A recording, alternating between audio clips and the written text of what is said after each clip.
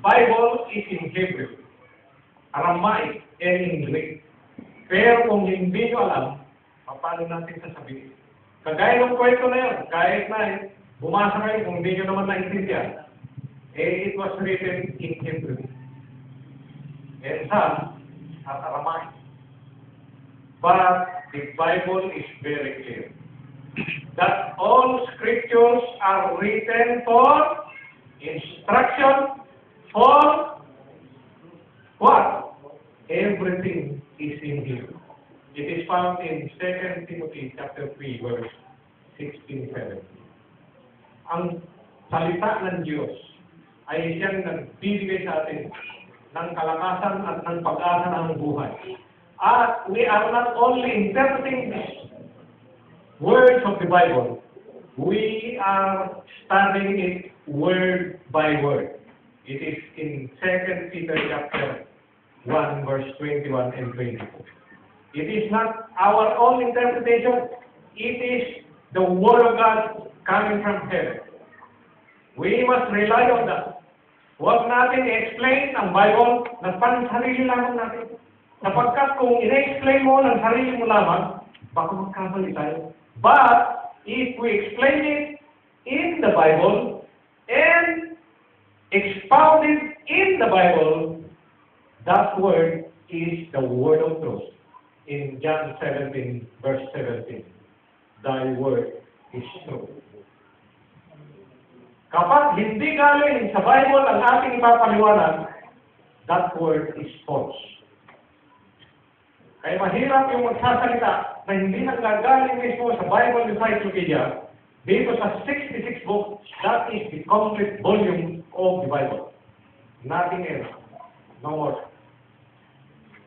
Kaya the best interpretation, the best theology here on earth is to study the Bible. Nung ako'y nag-aral ng masteral, sabi ko, kung mag-aral pa tayo, alam ko na yun. Nag-aaral pa tayo ng Sabbath School.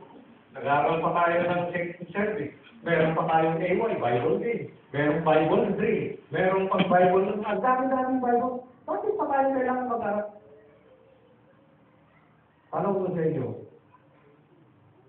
maraming seminary schools that they are explaining that the meaning of theology is what?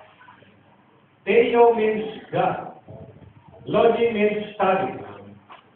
So the meaning ng theology sa kanila is to study about God. Yun ang karamihan na alam nilang theology. Kapag sinabi mo theology, pag-aaral yan about God.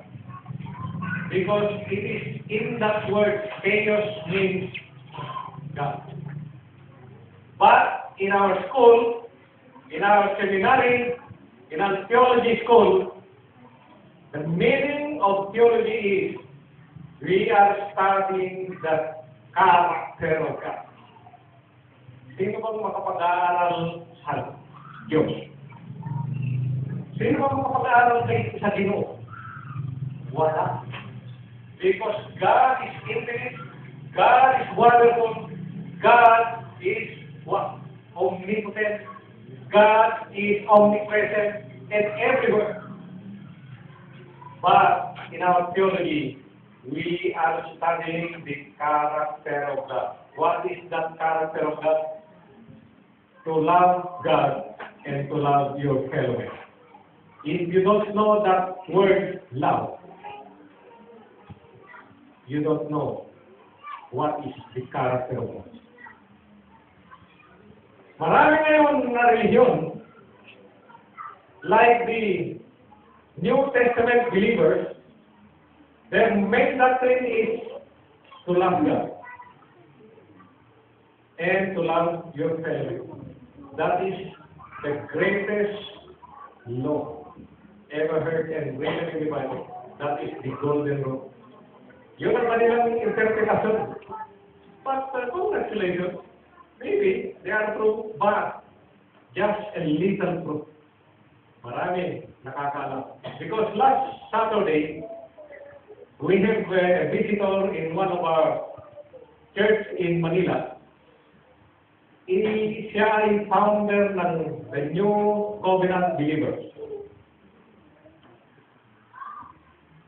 Ang kanyang belief, the Ten Commandments of the Old Testament is already abolished on the New Testament because of that word love. Yun ang kanyang interpretation. You cannot find in the New Testament daw, yun ang sabi niya, wala na raw 10 utos, the Ten Commandments in the New Testament. When we propose to him na kaya namin patunayan na ang 10 utos ang nasa bagong tipan, sabi niya, wala na, 9 na lang. Yun ang kanilang paniwala. Eh sabi namin, hindi nga lang sunod-sunod, pero hindi lang siya. The word Torah in Hebrew was explained by King Solomon in Proverbs 1 verse 8. When you say Torah in Hebrew, in Greek, is nomos. In English, law. Sa Tagalog, kautusan. Sa Cebuano, ano? Balaod. Balaod. Kautusan. You see? Kahit na anong sabihin ng Torah, kahit anong sabihin ng nomos sa Greek, kahit anong sabihin ng English sa law, ganun din sa sabihin sa Cebuano. The same. Paano sabihin na 9 na lang? Eh, tinanong mo siya, "Oh, Pastor, kung meron kang mababasa na 9 na lang ng kautusan, pakibasa." Wala siyang mabasa sa Bible. Sabi namin, yung intindi mo about love is good. But, if you love your fellow men, what are those commandments? Na para yung masunod. Yes, honor your father and your mother. Thou shalt not kill. Thou shalt not commit adultery. Thou shalt not bear false against thy neighbor, and thou shalt not covet. Those are the commandments for men. Eh, paano naman yung kautusan para sa Diyos? Above all, love God.